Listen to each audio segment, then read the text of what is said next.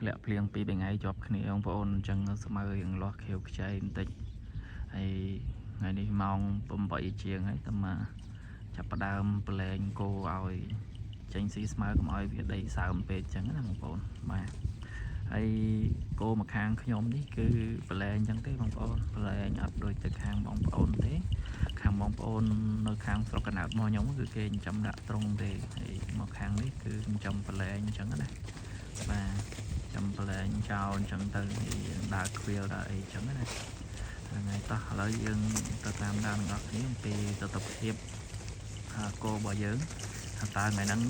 ទៅស៊ីស្មៅនៅម្ដុំណាហើយទេសភាពនៅទីនោះស្អាតយ៉ាងណាតោះឥឡូវយើងទៅតាមដានទាំងអស់គ្នា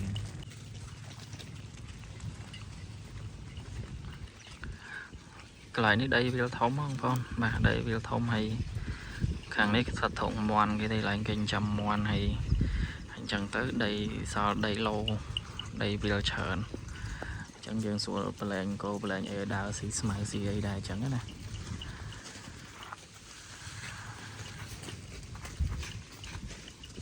មកនេះគឺចិញ្ចឹមប្រឡែងអញ្ចឹងទេបងប្អូនបាទ